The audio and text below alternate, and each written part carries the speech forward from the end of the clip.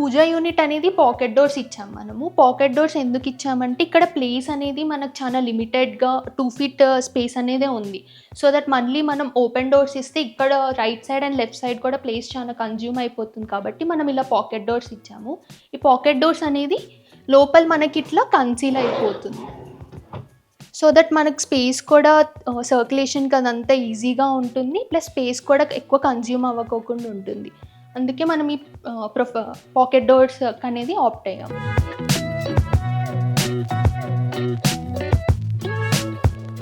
ఇక్కడ లోపల అనేది మనం స్పాట్ లైట్స్ ఇచ్చాం. సో దట్ ఫ్రేమ్స్ అవన్నీ కూడా ఎలివేట్ అవుతాయి అనేసి 2 స్పాట్ లైట్స్ ప్రొవిజన్ అనేది లోపల ఇచ్చాం మనము. అండ్ నెక్స్ట్ కిందికొస్తే మనం ఇక్కడ ఒక ప్రసాదం కౌంటర్ లాగా ఒకటి ఇచ్చాం. సో దట్ ప్రసాదం ఐటమ్స్ అవన్నీ పెట్టుకోవడానికి ఒక ప్రసాదం కౌంటర్ లాగా ఒక ప్రొవిజన్ ఇచ్చాము. అండ్ కింద మనకు పూజ ఐటమ్స్ అవన్నీ స్టోర్ చేసుకోవడానికి కింద ఒక డ్రావర్ అనేది ప్రొవిజన్ ఇచ్చాం. ఈ హ్యాండిల్స్ వచ్చేసి మనం rose gold handles, flower handles ఇచ్చాం.